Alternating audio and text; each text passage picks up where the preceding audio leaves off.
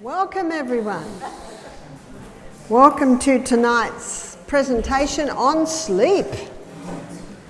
Now at the top of the board there I've put a contact, and you can download my lectures from there, because some people have been complaining they only just get little bits, and I think people are putting things on Instagram, TikTok, but just little bits, and people want the whole thing. So my husband has arranged for all the lectures to be put on there, and you can download them. On where, sorry? Oh, there. Okay. There. Great. And then they're yours. He's a good man. Is that a period between the two? Is that a what? A period, a dot. Or a full stop, yes. Dot, dot. Okay. Stroke. Big stroke. So I think sleep must be a popular subject. So what I'm going to do, as I usually do, is to present my case. Is to have a look at sleep. Have a look at what happens when we sleep. Have a look at why we sleep. What happens when we sleep. Proverbs 14 verse 6 says, "Knowledge is easy to him that understands." When you understand the process of sleep, you begin to understand why it is so important. And you can also start to see why many people are having problems physically, mentally, spiritually, emotionally, or because they're either not sleeping enough, or they've got interfered with sleep, or they're not sleeping at the correct time. So I'm going to show you why. And the first thing we're going to look at is a little tiny gland in the base of the brain. And this gland is called the pineal gland. And the pineal gland is an interesting gland. It sits at the back of our head, deep in, and it releases 4 hormones every night. But it only releases hormones in certain hours. Light and dark signals are fed through the optic nerve to a control centre in the brain, and the control centre communicates with the pineal gland. And it's underneath that communication that these hormones are released. And at the moment, they're released between 10 p.m. and 3 a.m. In wintertime, they're released between 9 p.m. and 2 a.m. So what are these hormones, and what effect do they have on the body? One is serotonin, and serotonin is often called the mood hormone. So if you want to be happy, go to bed early and get your serotonin levels. And what are the kids like if they have a late night? They're not happy chappies the next day, are they? They didn't get their serotonin levels that night. Also, melatonin is released, and melatonin has a nickname. Melatonin is called the fix and rejuvenate nighttime hormone.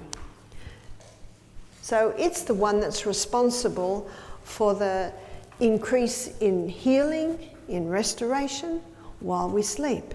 And notice it's released more in the early hours of the night. Have you heard the old saying, an hour before midnight is worth 2 hours after midnight?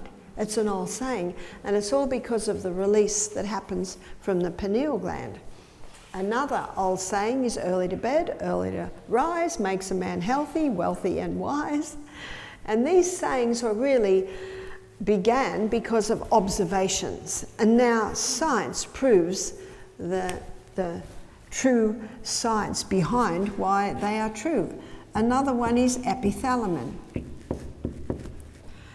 An epithalamin is a hormone that increases learning capacity and slows down aging. Everyone over the age of 25 likes that one? Slows down aging. Don't look too closely at Mick Jagger these days. What time do most rock stars get to sleep?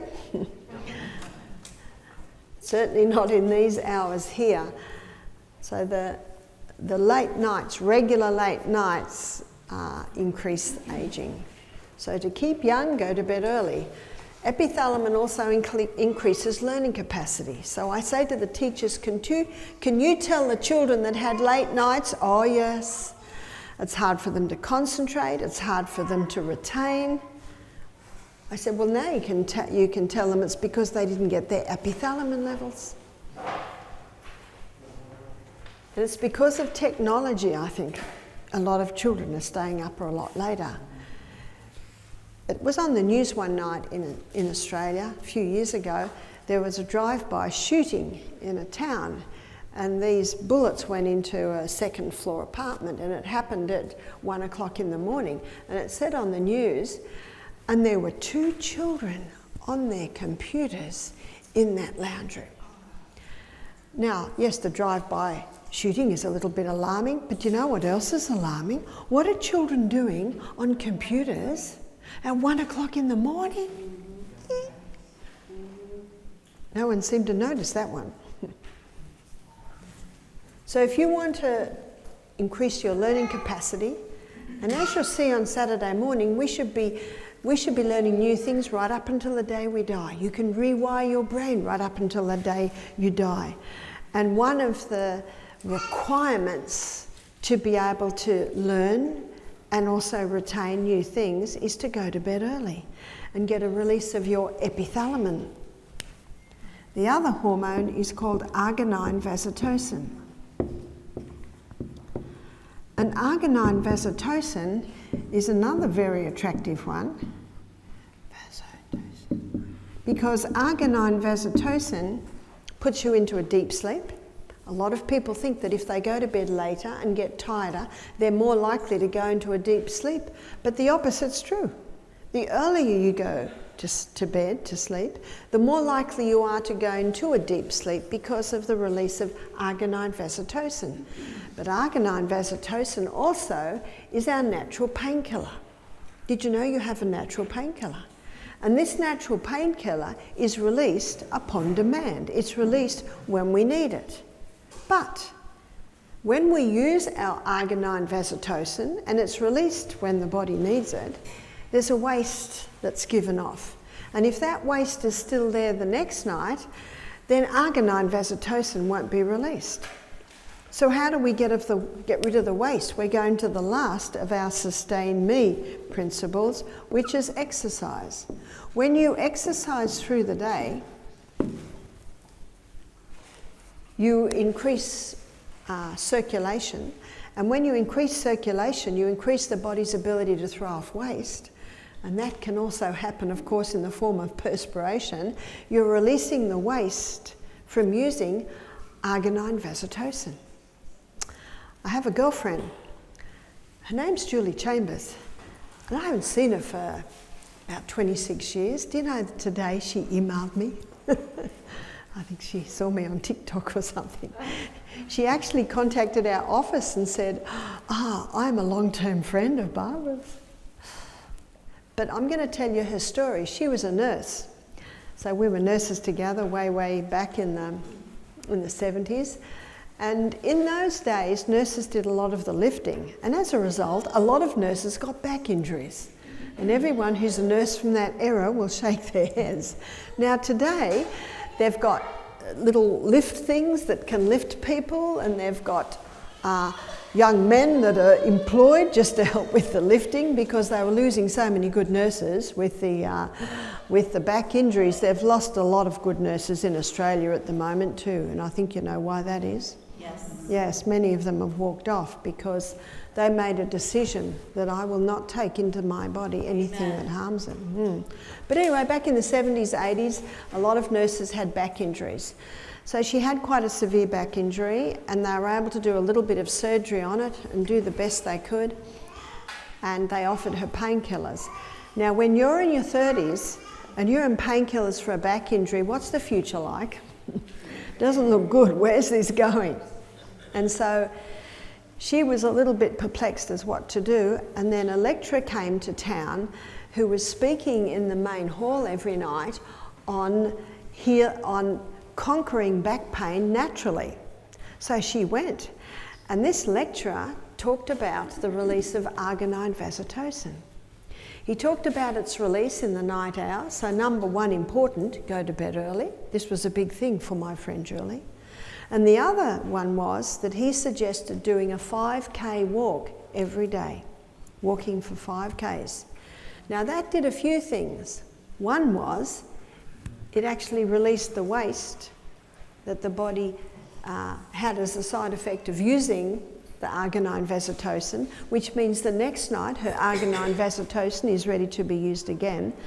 But something else it did, and we talked about that in our last lecture when we talked about bones, is that as she walked, her muscles got stronger, and as her muscles got stronger, of course, to get strong, as they're using, more blood goes into the area. More blood means more nutrition, more water, more oxygen. More oxygen at the cellular level, 18 times more energy, more waste is coming away. And as the blood's increased to those muscles, it also nourishes the bone that it encases. So I've met many people who have been able to conquer their back injuries by exercise. But this is another aspect, and that is when you go to bed in those early hours, your natural painkiller is released, it gives off a waste, and when you exercise in the day, then the waste is released and you have another quota of arginine vasotocin that night. So what I find interesting is that the sustained me principles can give a boost to the output of those hormones. Why sunshine? Now you might remember one of my first statements was light and dark signals are fed through the optic nerve to a control centre in the brain where your body clock is located, and it communicates with the pineal gland. So allowing our eyes to experience sunshine in the day means that we sleep better at night because of the stimulation to the pineal gland. Light and dark signals, so not only sunshine in the day, but also dark at night. One of the biggest disruptors, and we'll come to that when we come to the A and abstain, is the light from technology. So sunshine in the day helps us to sleep better at night. Use of water, these hormones are made predominantly from water. So when we're in a dehydrated state, the pineal gland can't make those hormones as effectively. Sleep. Well, to get those hormones every night, we need to go to bed early. And if you want to be in bed by 9 o'clock, guess what? You've got to start thinking about it at about 7 o'clock. Am I right? Yes. If you want to be in bed by 9 o'clock, you can't consider it at 5 to 9. Because then you've got to maybe soak your beans for the next day. You've got to maybe have a shower. You to get the technology out of your bedroom. You know, all of those things that we will see are important for proper sleep. Trust in God. I can assure you there is a few things that will guarantee to keep you awake at night. And one is getting annoyed with the fact that you can't sleep. Will you sleep when you get annoyed? No. And there's a lovely principle in the Bible. It's found in 1 Thessalonians 5:18. It's in everything give thanks. So you're lying there in bed and you say, thank you, Father in heaven, that I can't sleep. Now I can talk to you. Lying there and being thankful for everything in your life helps to get you out of that annoyance thoughts. Abstain. There are some things that will interfere with the output of those hormones at night. And one is caffeine. Caffeine cuts the output of those hormones in half for 5 hours. One lady said, oh, does that mean I can have coffee in the morning? No, you're best not having it at all. Alcohol. With alcohol, there's a 40% reduction in the output of those hormones at night. So the alcohol might put you to sleep, but you'll wake with half-charged batteries.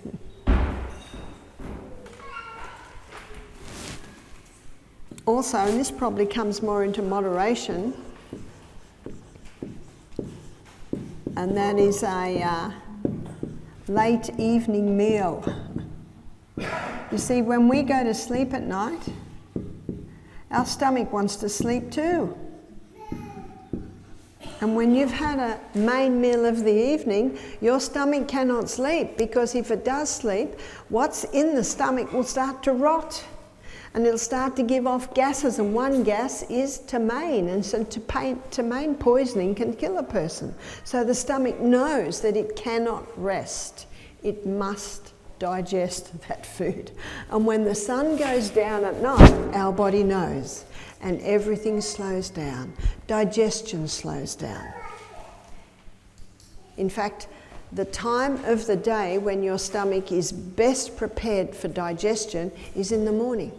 Is in the morning and the middle of the day, or we're having our main meal at 2, around 2.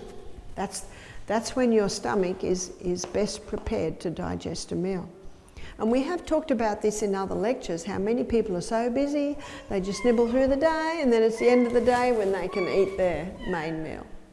And then they go to bed. Abstain from technology.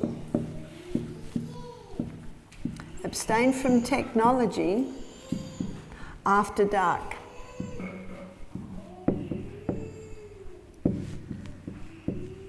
Now, in our 3 o'clock lecture, when we talked about bones, and we talked about sunshine, and how important it is to get our vitamin D, to be able to absorb and utilise calcium and all the minerals to make strong bones.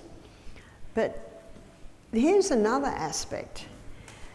I talked about the receptor site on the eye called melanopsin that absorbs blue light, and the sunshine is the highest form of blue light.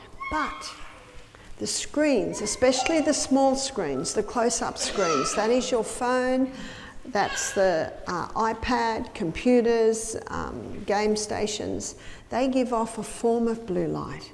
Now, it's a different frequency of blue light, but it is blue light enough so that if your eyes go on those screens in the night, the message to the brain is, daytime, wake up.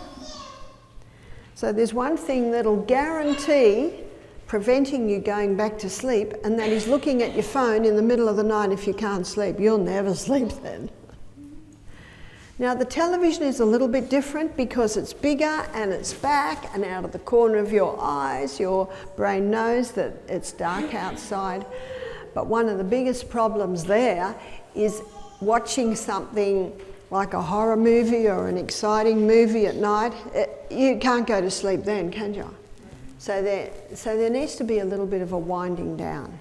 That's why the best way to get the children to sleep, if you want them in bed by 7:30, you've got to start at 5:30.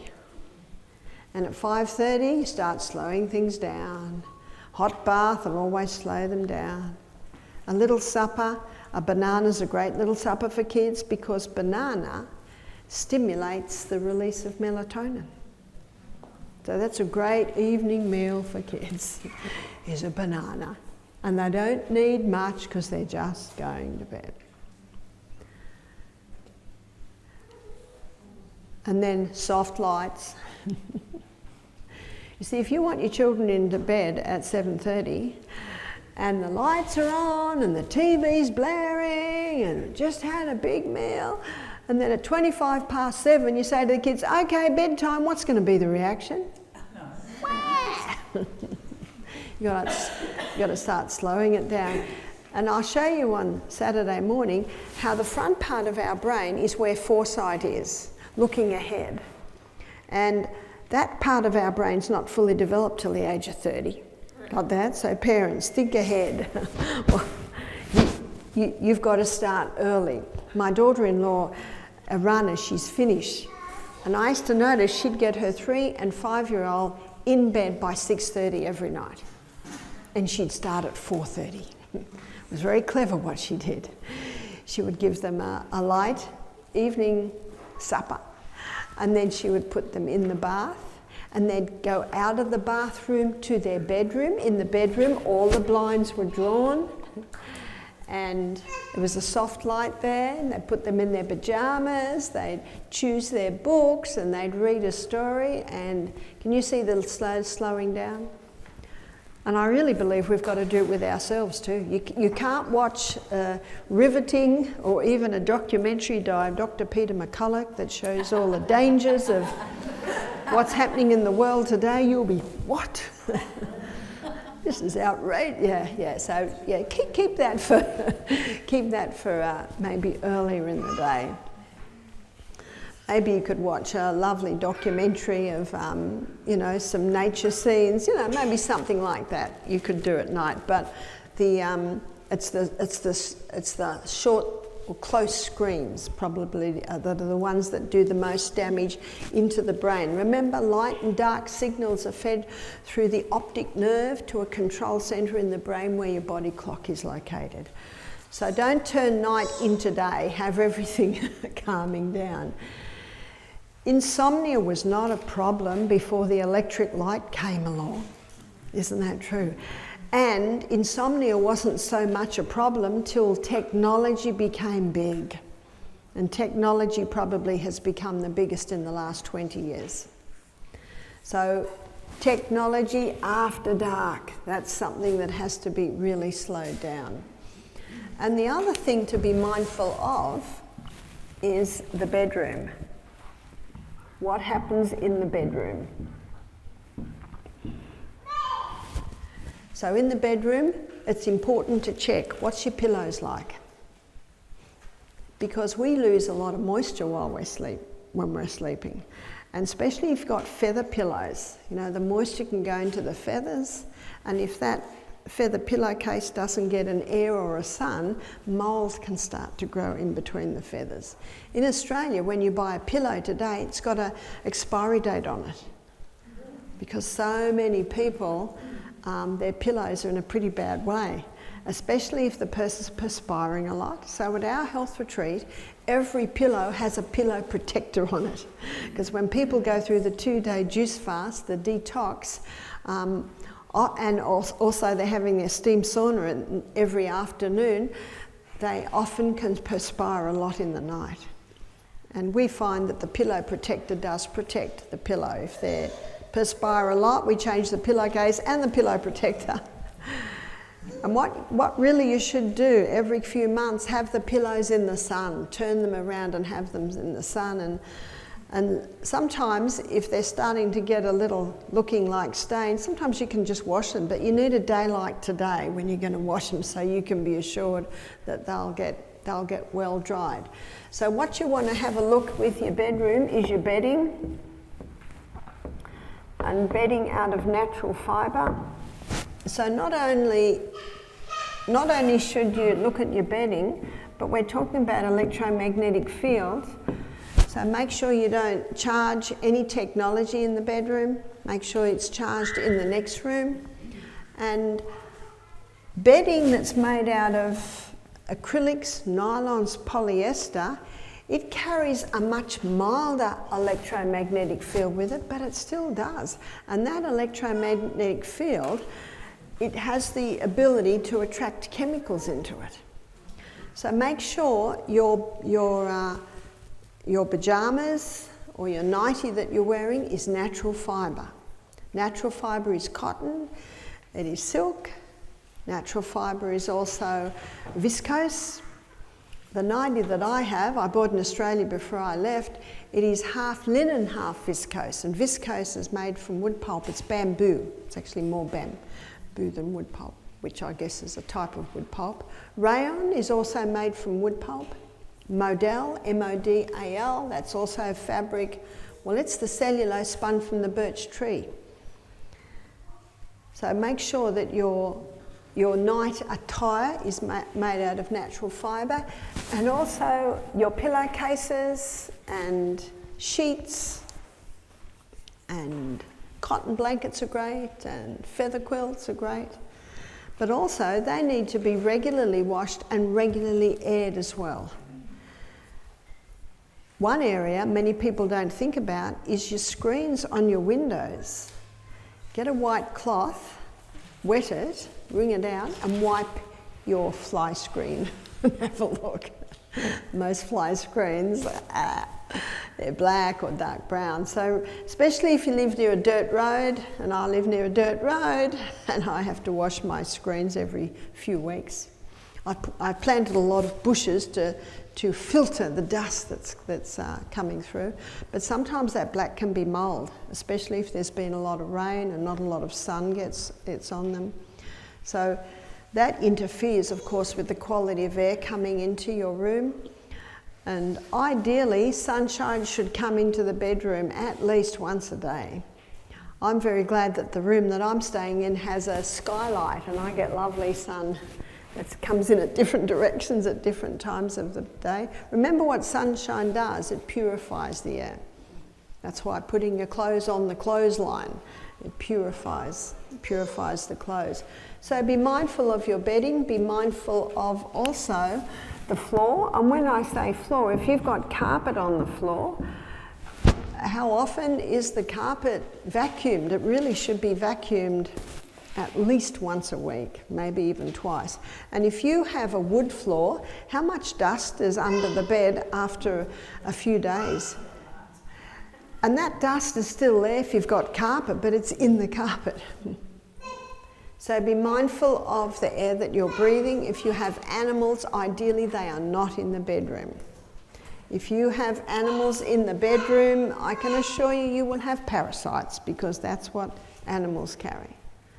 So be mindful of the bedroom, be mindful of the air in the bedroom, be mindful of the bedding. All this affects our sleep.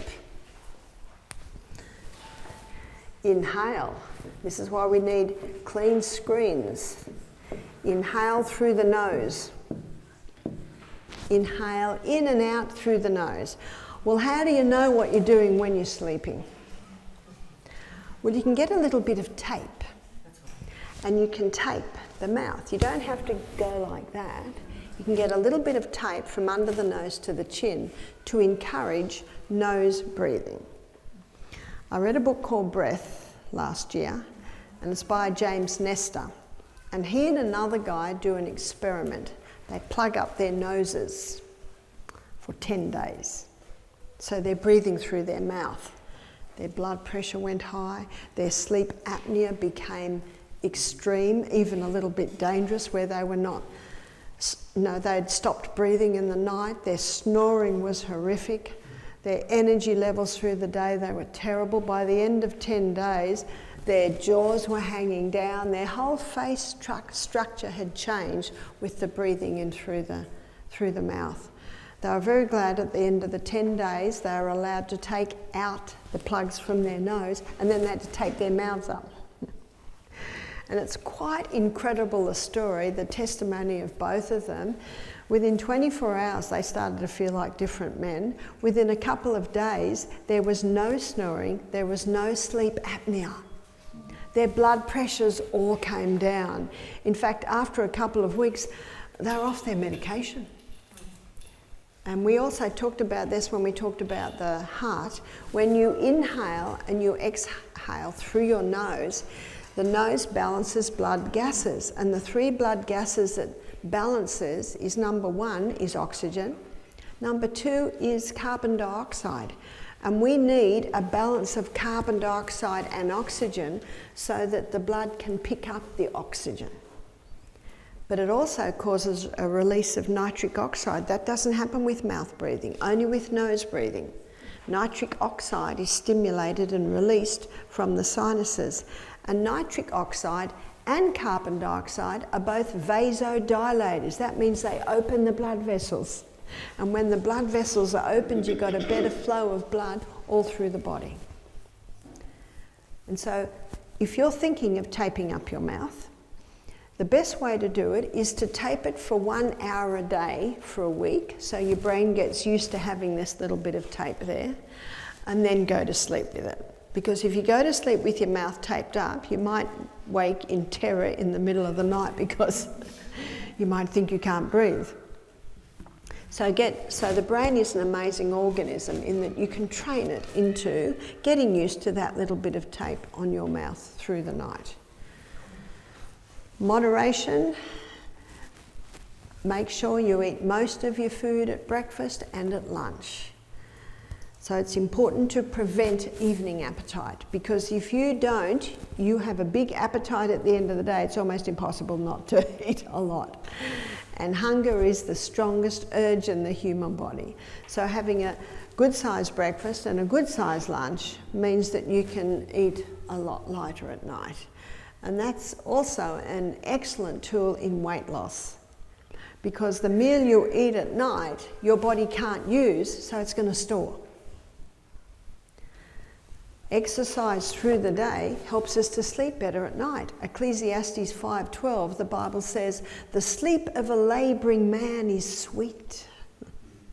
The sleep of a labouring man is sweet because that person's physically exhausted and they lie down and go to sleep. Many people aren't physically exhausted at the end of the day, they're mentally exhausted. And that doesn't give as good a sleep as being physically exhausted. I always maintain that if you're working in an office and there's a rebounder in the office and everyone in the office rebounds for 1 minute every hour, I can just about assure you that you'll all have early marks because you work better and at the end of the day you'll sleep better because you've had just that little bit of rebounding. And if you do work in an office, please go and have lunch in the park. Get the daily sunshine, have a walk through the park. Because sitting in an office all day, it's not conducive to good sleep. But I do know that some people, that's their job. So if it's your job, then you can rebound every hour, go to the park through lunchtime. If it's raining, run up and down the stairs to the next few floors. So that little bit of exercise just helps to get that physical exertion and exhaustion so that you are more likely to sleep at night. What Michael and I used to do every Saturday afternoon, we'd always have lots of teenagers in our home when we had teenagers. When you've got teenagers, you've got more teenagers, and we welcome them all, because where do you want them? In your house. And sometimes we'd have 5 carloads, and we'd go up to the mountains. It was called Cathedral Mountains, and we'd climb mountains. And there was a method in our madness, because what's happening to all our teenagers by Saturday night? They're all exhausted. They're all exhausted, and I think we'd put popcorn on and have some fruit, and as if they wanted, they could all bunk down in our house the night. We'd get extra blankets from the thrift store, just so that that's where they are. But we'd exhaust them with mountain climbing. It was probably 2019 before the madness hit. In 2019, I was in Sheffield in England giving meetings, and we had a little bit of time to spare in the airport, so I went to the bookshop. I love books, love readings, and I found a book called Why We Sleep. And it was written in 2017 by Dr. Matthew Walker. He's a neurologist. And I thought, that looks interesting. And I turned it over, and I just liked the look of this guy, so I bought the book. And I'm ever looking for more knowledge on these sustain me principles, because they are the true remedies. And this book was one of the most fascinating books I've read. And he talks about sleep. And he quotes a lot of research in there, and he shows that in the 1950s, scientists began to, even in the early 20s it began, but by the 50s it was a lot bigger, they began to investigate what happens when you sleep. And at first they did it on rats, because rats are gastrointestinal tract, the working of the rat. Did you know it's very similar to humans? That's why they do so many experiments on rats.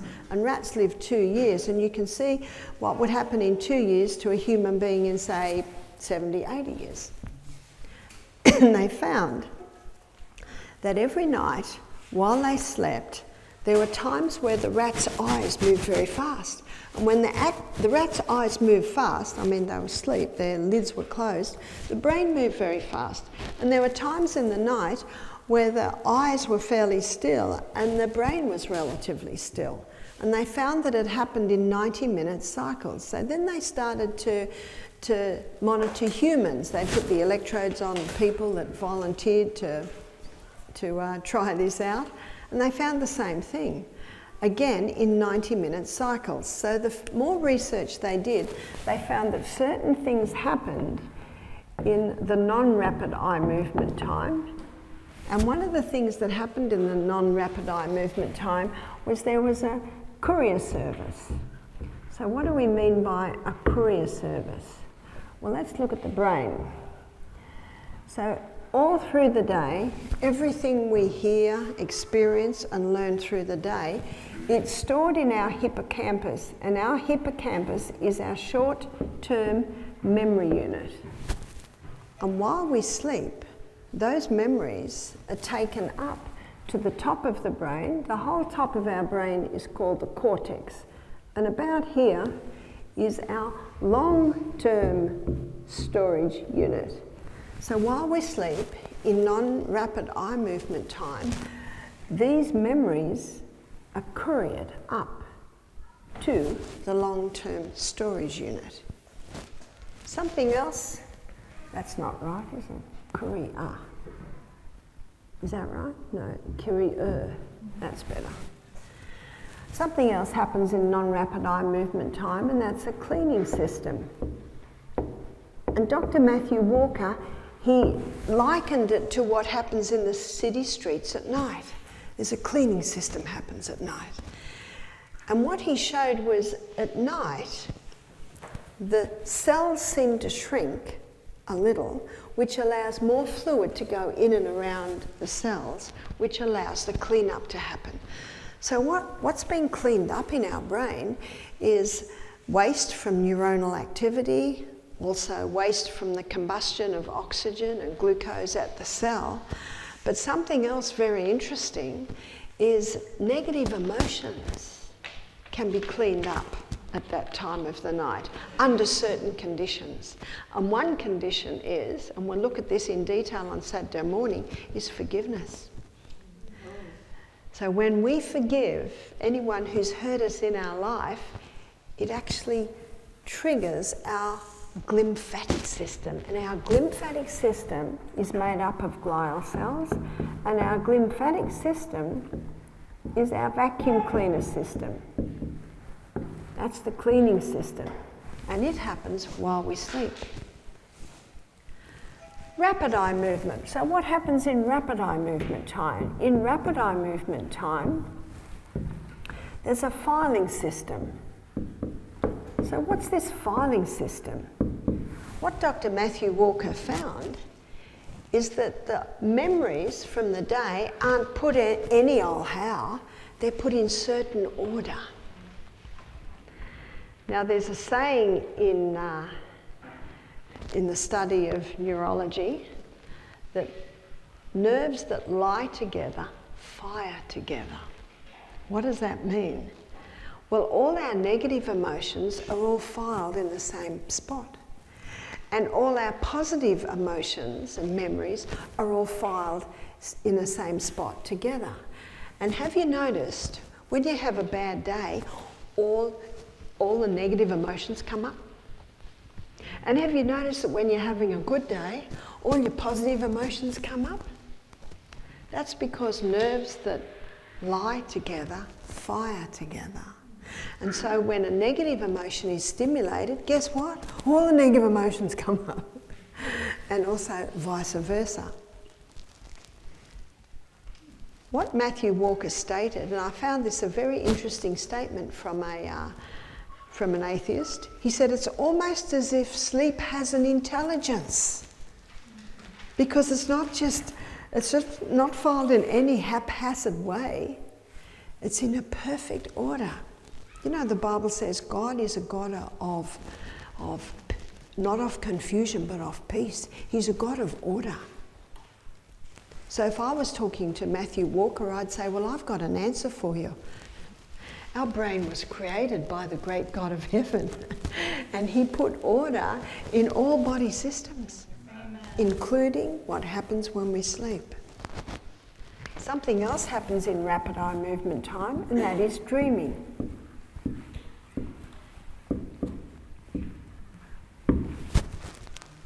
There's been many theories on dreaming over the years, many. But what Dr. Matthew Walker puts forward, he says it's very simple. He said dreaming has a purpose. It helps our brain know how to file the memories of the day. Have you noticed when you wake up in the middle of a dream, that's when you remember it? One lady said, I don't dream. I said, we actually all do, but you only remember it if you wake up in the middle of it. And I don't know about you, but I have some of the wildest dreams. You see, the front part of our brain is reason, intellect and judgment. And reason, intellect and judgment basically is like our board of critiques, our sieve. And have you noticed, sometimes you'll have some feelings and the brain says, oh, that's a bit silly, settle down, don't say that. Duh, duh, duh. So we have like this board of senses here, our board of critiques. But when you're asleep, it's asleep. So all sorts of crazy things come up. I remember one night, I had a dream that I was having a baby and I decided to take it out and have a look, but I couldn't put it back in. In fact, Matthew Walker says, if you were to utter some of the things you dream about, someone would think you're a bit crazy. And so it appears wild, that board of senses is asleep, all sorts of wild things come in and out. And I'm sure we've all had dreams where we wake up and we think, what? What a crazy dream. So it appears that there's a purpose, and the purpose of the dream is to help our brain know how to file the certain memories that it's filing. Rapid eye movement time also is where our inventions happen. I know myself, this is when I have the greatest ideas, and in a minute I'll show you when these two systems are the most prevalent. It's in rapid eye movement time where we receive a consolidation of what we've learnt through the day.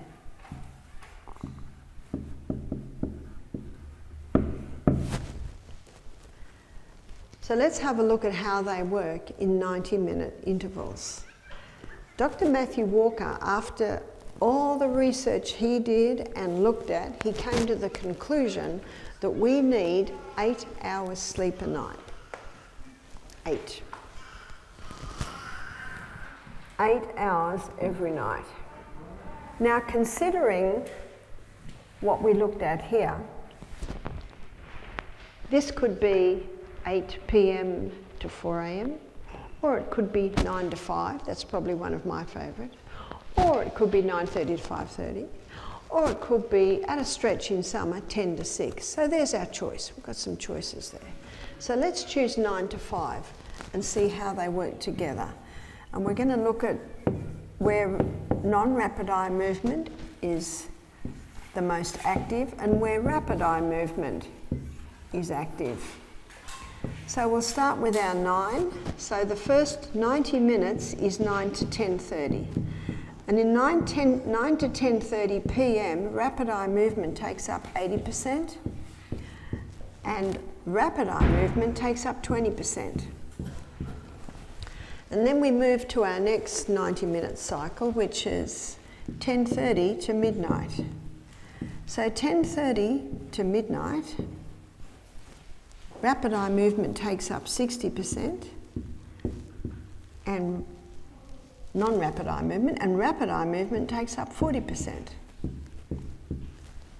And then we come to midnight, 12 midnight to 1:30 a.m. From midnight to 1:30 a.m. we've got about a 50-50. So 50 non-rapid eye movement and 50 rapid eye movement. And now we come to 1:30 to 3 a.m. and we've got 40% non-rapid eye movement, but 60% rapid eye movement. And then the last 2 hours, which is 3 to 5 a.m., 20% non-rapid eye movement and 80% rapid eye movement. Now this explains so much. what they have found in cases of Alzheimer's, dementia, they've done postmortems on them, and they found that there are calcified plaques built up on the prefrontal cortex. What's the prefrontal cortex? That's our reason, intellect and judgment and will. And I'm going to quote two very famous people who boasted on only needing 5 hours sleep a night. One was Margaret Thatcher. Now, how did she spend the last 20 years of her life? Severe dementia. So what happens when you go to bed early? The cleaning system, the lymphatic system, it actually cleans up any little beginnings of calcified deposits. Because when she says, I only need 5 hours sleep a night, what hours do you think it was? Well, it wasn't 5 p.m. to 10 p.m., was it? It would be probably 2 p.m., 1 p.m. The other is Ronald Reagan. He also boasted on only needing 5 hours sleep a night. And how did he spend the last 20 years of his life? Again, with severe Alzheimer's dementia. And I don't know about you, but I don't want to be there. And isn't that enough incentive to start aiming towards getting to bed a little bit earlier? And as you'll see on Saturday morning, you can rewire your brain. One lady said, I go to bed at midnight every night. I said, start going to bed at 11:30. A week later, start going to bed at 11. Another week later, start going to bed at 10:30. Can you see you can train yourself little by little by little to get back into earlier nights? Have you noticed, if you wake up at 11 p.m, you don't usually remember your dream. But if you wake up at 3 or 4 a.m, you often remember your dream, because that's when most of your dreaming happens. And I know myself, my greatest ideas come for these early hours of the night. That's when rapid eye movement is the most effective. If a person goes to bed at midnight, can you see that they're missing out on the emptying of their short-term memory unit? So they can wake the next day and only half or 2/3 of their short-term memory unit has been emptied. You know what that means? They can't take in the full quota of memories in the day the next day. So to get the most out of our life, the most out of our sleep, the most of our body, the most out of our brain, we need to aim for sleeping in those hours. Dr. Matthew Walker also quoted a study done on 20 students.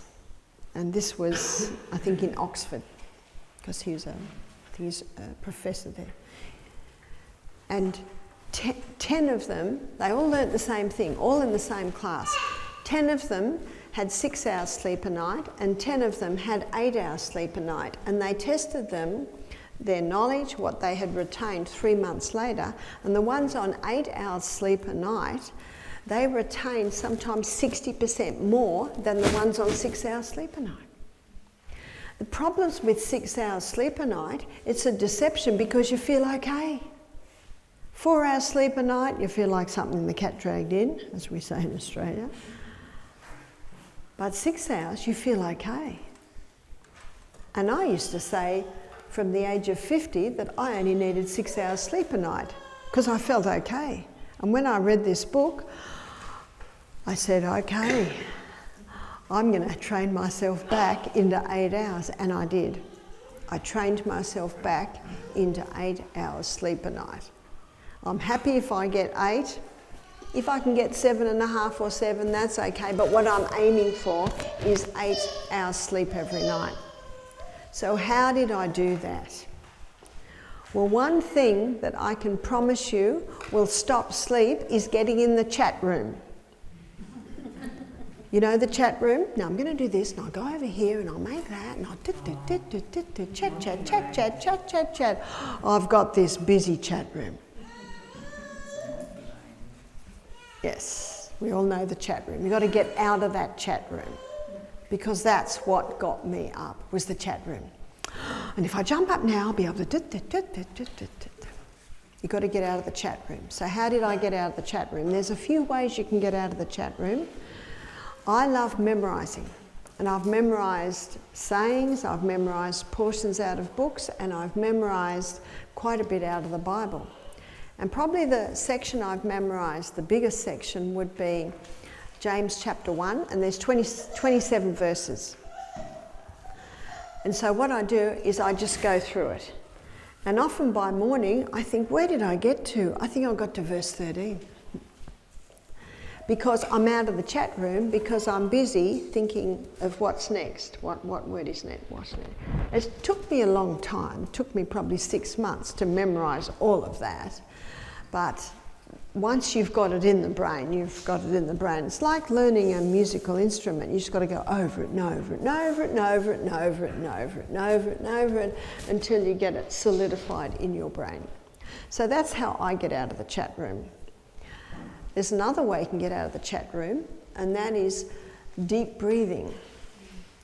And this is breathing in through the nose, of course, for 5 seconds. Hold 3, and then breathe out for 5 seconds. Long, slow and deep, and only through the nose. And do that 10 times. I find I look back in the morning and think, where did I get to? I got to about the 6th deep breath.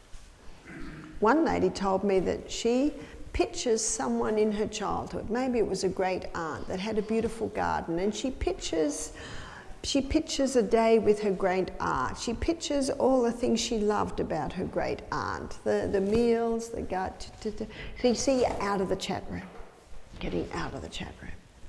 You can also just go through what happened in the day, and that solidifies your memories in the day. My son James, he says that he lies there and says, don't think, don't think, don't think, don't think, don't think, don't think. And he says that often will put him to sleep. Also lying there and being thankful. That's 1 Thessalonians 5:18. The Bible says, in everything give thanks, for this is the will of God in Christ Jesus concerning you. So to be thankful for everything that you've got. Thank you so much, I'm not in a concentration camp. Thank you so much, I've got a comfortable bed. Thank you so much that I'm in a lovely room that I can open the windows and get fresh air. And I didn't have that when I was in Marietta, near Atlanta a few weeks ago. I tried to open the window, and you can open it 1/2 inch. Must be in the city. But you know what? I was so thankful that I could change my air conditioner from 68 to 78. There's always something that you can be thankful for. So just lying there and being thankful. But the things that will definitely stop you sleeping is getting into the chat room, and also looking at your phone. 80% of Americans sleep with their phones. The pillow is no protection. You need an alarm clock, we'll put it in the hall. I promise you, you will wake. But get it away from your body. So looking at technology, looking at your phone, that will stop sleep. Getting annoyed with the fact that you can't sleep, that will certainly stop sleep. And as we went through the Sustain Me principles, I thought there was one missing, nutrition. Eating a large meal late at night can certainly interfere with sleep. And as we looked at the caffeines, the refined sugars, the alcohol, that can certainly interfere with sleep. Now, if you're doing all of this and you still can't sleep, there are things that you can do that are conducive to helping with sleep. And one is some of the things that we've talked about, but also there are some herbs. And these herbs help relax. And these herbs that I'm going to write down are mild tranquilizers, mild sedatives. And one of the mildest ones, and most people are familiar with this one, is chamomile. Chamomile is a mild tranquilizer, and by the way, it's a great herb for babies. Just even a little teaspoon of that can relax them. valerian is quite a strong one. It's not a very nice tasting tea, so you might be able to get it in a tablet form or a capsule form. Passion flower. Passion flower calms the passions. That's what it's called, passion flower. In Australia, we have a fruit called passion fruit. Have you seen the passion fruit? It's beautiful fruit, and it's the most amazing flower. And that flower has mild sedatives, mild tranquilizers that can just calm. That would be a tea. Yeah, that's not too bad tasting. Skullcap is another one that's a mild tranquilizer. Sometimes you can get a tablet or a capsule that has these in it. Hops is a fairly well-known one too, to be a calmer. So they're the herbs that can help. And also magnesium. Some people have told me that magnesium makes a big difference. Well, magnesium is a muscle relaxant. So having a hot Epsom salts bath, that can be great at calming you down and putting to sleep, because magnesium is a muscle relaxant. Or what you can do is take the most absorbable form of magnesium is magnesium citrate. And usually 500 milligrams before you go to bed of magnesium citrate can relax and put to sleep. Some people have found that melatonin helps. My suggestion is to just use these as you train yourself back into sleep, because training yourself back into sleep certainly can happen. Some ladies have told me that since they've been on the yam cream, they're sleeping better. A lot of ladies, when they go through menopause, it seems to be that disruption of hormones can contribute to insomnia.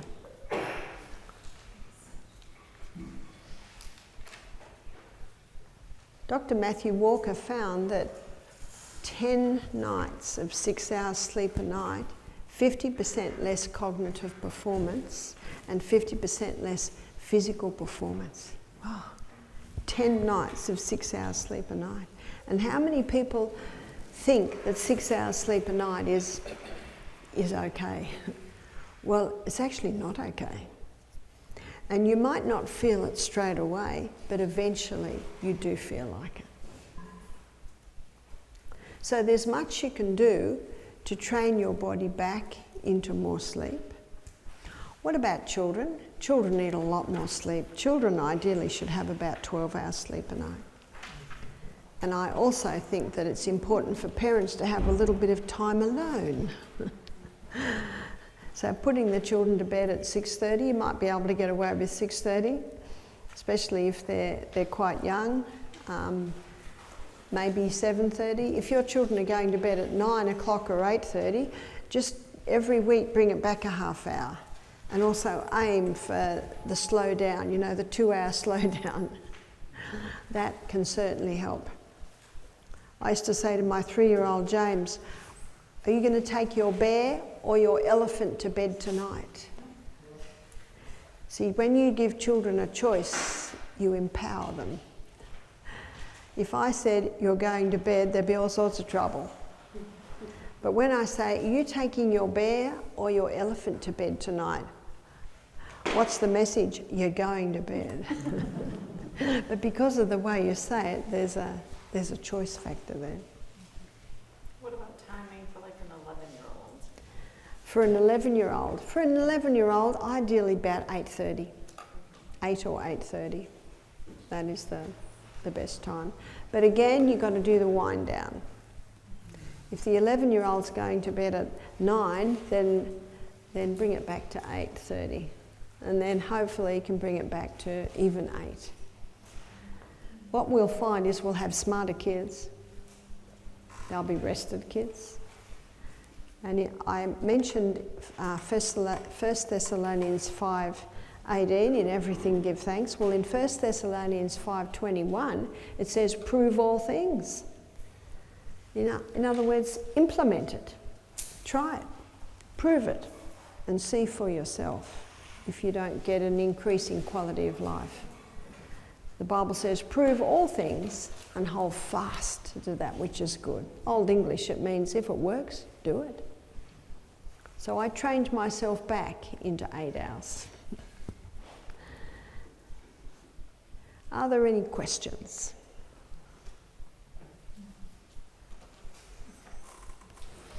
What time, we have a problem with eating early because of work schedules.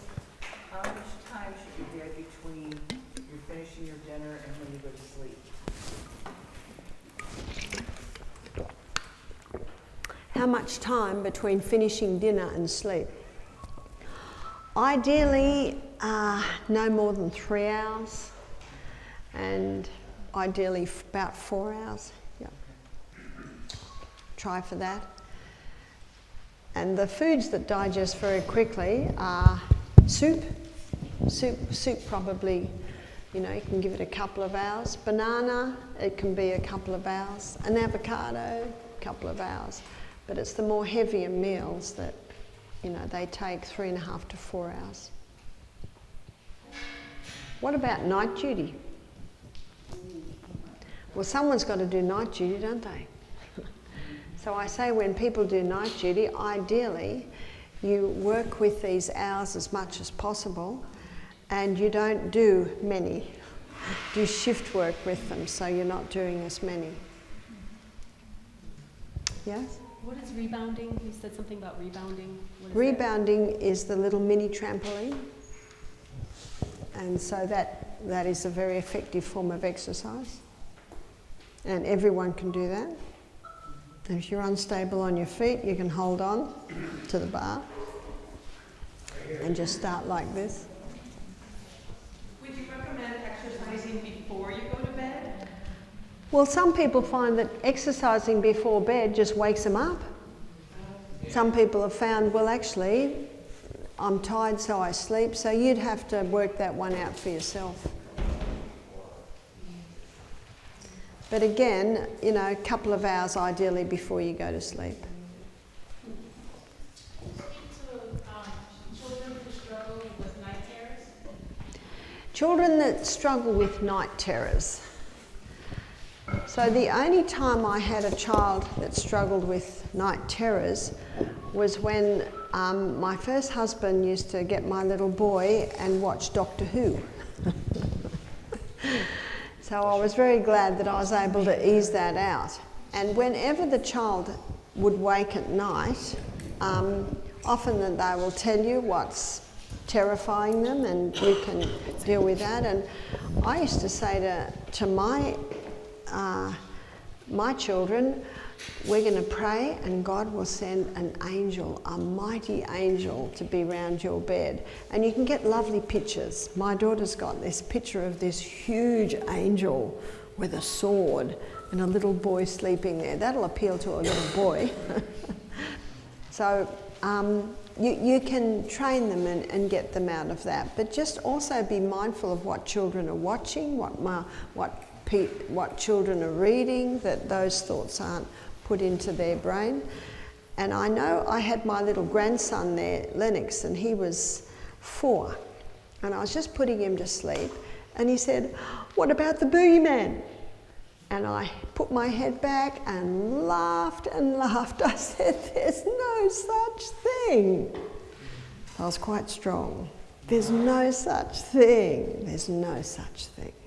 And I found out later that he'd been with his cousin who was looking something on the internet, and there was just a quick flash of this boogeyman, and that's what put it into his mind. Ugh. And when he went home, his mother told me that it took a few weeks to get that one out of his mind. That's why it's, the old saying, monkey see, monkey do.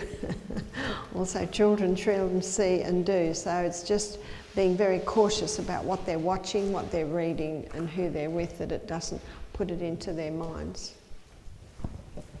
Yes? I have experience with children with night terrors, and a lot of times it went back to the food, which I don't like to really say food, these the products that they were eating with all the chemicals and food dyes and everything that caused them to have those night terrors. That's right. That certainly can be contributing factors, is the food that they're eating. Eating late or eating the artificial flavourings, and they are in a lot of things. It's true. Right here. No light in the bedroom? No light at night? Do you know, children often are a bit more comfortable if there's a little bit of light, and you know the Himalayan salt lamps, that's an excellent light. My daughter always had that for her children, so if they needed to get up in the night, there was just a soft, dull light so that they could see where they were going.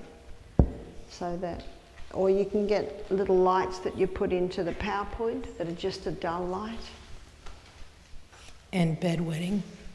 And bedwetting. I had 3 children who were bedwetters, and I find that the best thing to do is you never make a fuss, you never make a comment on it. They usually are very embarrassed about it, but I think it's also important that they clean it up, so that they get the sheets and they put them in the washing machine and they put them on the line. You might help them if they're a little bit little, but it's a consequence. And I know that they didn't choose to do it, but some children get a little bit lazy, so you want to make sure that that's not a part of it. So you never comment, you never comment. I went to bed, oh did you? Let's get it in the washing machine. That's because the older they get, the more embarrassed they get about it too. But I find that it can be, you know, it can be many things. But it's very important that you never ever make a child feel bad about it. They already feel bad about it. And I would just say, you just had a little accident, and as you get older, you'll grow out of that. And that's what I found with my children. They certainly grow out of it.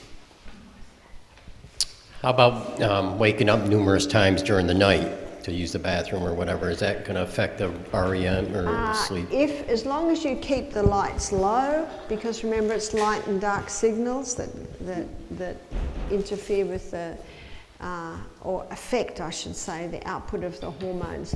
And that's why it's good to have low lights in the night, just either the salt lamp or the little lamp that you put into the PowerPoint, or some people just have a torch, because moonlight does not interfere with the release of the hormones at night. So having a light as soft as the moonlight.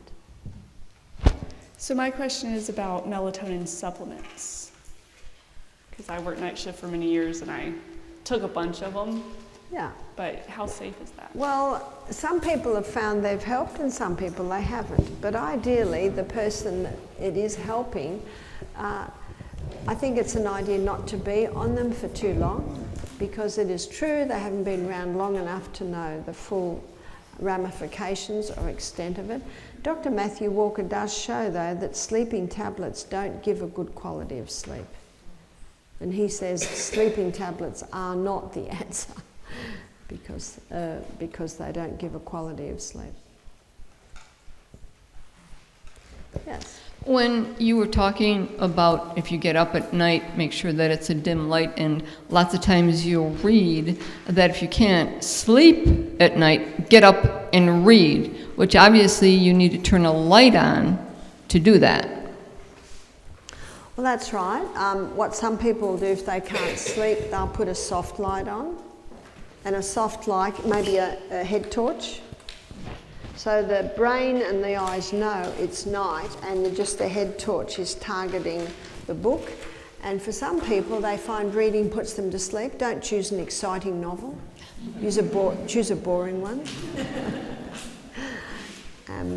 Okay, thank you. And the reading can put to sleep. Yeah. What about sleepwalkers? There's not much you can do about sleepwalkers.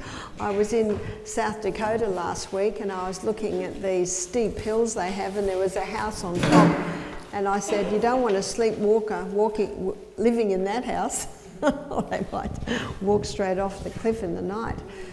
So sleepwalkers, yes, there's not much you can do about the sleepwalkers. I guess if, what can you do? If someone's sleepwalking, ideally and you're awake, you'd veer them back into bed. But I've never had a sleepwalker, so I'm not sure. I just had a question on long-term Ambien use. Long-term? Long-term Ambien use? Ambien. There's another word for it. It's a sleep drug. Ambien. Yeah, there's it's a sleeping pill. Prescription. But if you, I thought that I read that it could hurt your sleep architecture, like, going from one 90-minute cycle to the next 90-minute cycle, like transfer to the next cycle. Because I wake every 2 hours. I was on Ambien way too long, but I'm not on it anymore. I'm using herbs. But I still wake every 2 hours, mostly. It's rare that I can sleep 4 or 5 hours at a time. And then I, try to fall back to sleep, but it's hard. Yeah. As I said, you can train yourself back into it. The thing you must never get annoyed, and that is a tendency to get annoyed. But if you wake us a few times in the night and go back to sleep, it's not a big deal. And if someone only gets 4 hours sleep a night, it's important for them to be very happy for that 4 hours and say to themselves, I'm going to get better. It's like a lady I talked to a few weeks ago. She said, I can't sleep. I said, don't ever say that again. That's called cognitive behavioural therapy. Is I'm going to sleep. I'm getting there. Yeah? What would you say, like there have been times when, say I wake up at 3 o'clock every night, or at 5 o'clock every night. What would be the reason or is there a specific reason that you wake up at the same time? I don't know. And it could be just that you've got maybe into the habit of that. And if that does happen, remember, you never get annoyed. You just say, oh, this is nice. And then get out of the chat room and train yourself back into sleep.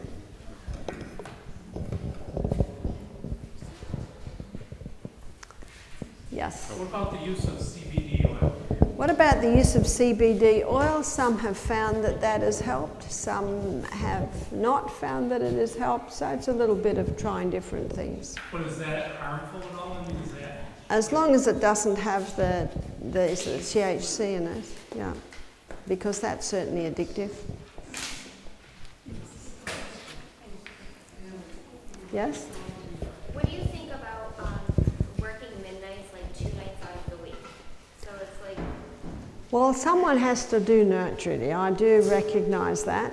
And if you can make it work, as long as you sleep well on the other nights, and if someone has to sleep, some has to work from midnight, then I would try and go to bed about 7 p.m. and sleep till 11. Then at least you're getting those little hours in. And then when you come home, then try and sleep about another 4 hours there. But then in the day, have the sunshine. In the day, try and exercise. And a lot of people that do night duty, they come home and have a meal and then go to bed. No, don't do that. Try and have the meal a few hours before you go home. So knowing what helps, you can play with that. Yes? Is sunscreen good for you? No.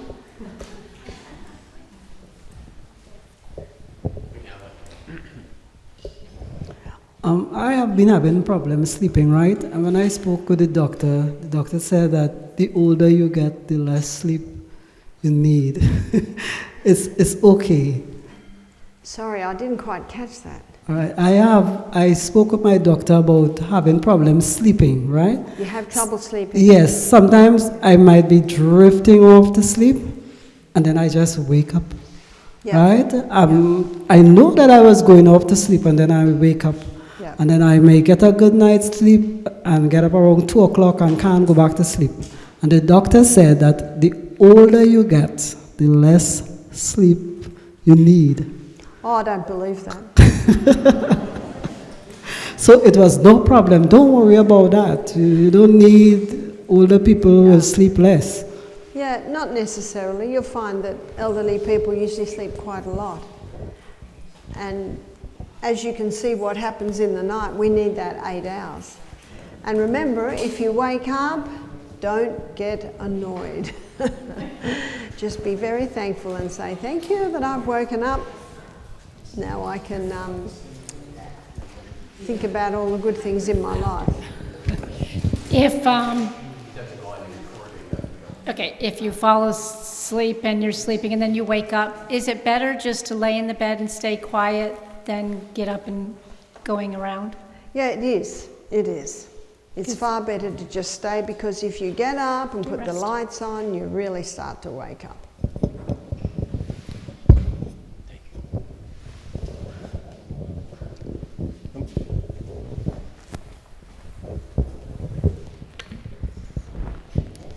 So there's been conversation about the phones in the bedroom. What about like Amazon Fire Sticks or any of the smart things that go on your TV that may be wireless, Wi-Fi? Is that all also recommended to not be in the bedroom? That's right. Okay. That's right. That's the best. Something else that I read is if you don't get enough sleep at night and you decide to take a nap in the afternoon, you should sleep either 20 to 25 minutes or 45 minutes. But I'm wondering so 8 hours is best. So if I slept 6 hours, should my nap be 2 hours so that combined it's 8, or should I do the 20 to 25 or the 45 minutes? The 2 hours in the day won't wake up for what happens in the night, because this process only happens in the night. But when we are overtired, it can be very hard to go to sleep. And so that's why if you haven't had a good night, having a nap in the day can help prevent the overtiredness, so you can actually sleep better that night. But ideally, if you do have a nap in the day, it should be around half hour, and it should ideally be not past 3 p.m. Oh. So it might be late morning or early afternoon. So if I have an evening meeting, I always have a nap early afternoon, because I'm a morning person. So every day I have about a half hour nap, so that I've got energy in the evening. So it's just working out what works for you too. I think we've just about done it. So let's say a closing prayer for the day. Father in heaven, thank you so much for what you've taught us. Thank you for what you've given us. Thank you for the blessing of sleep. And thank you for showing us how we can enhance it, how we can improve it, so that we can get the most out of life. I pray, Father, that you'll give us all a special blessing tonight, that we may sleep well, ready for classes tomorrow. And we pray this in Jesus' name. Amen.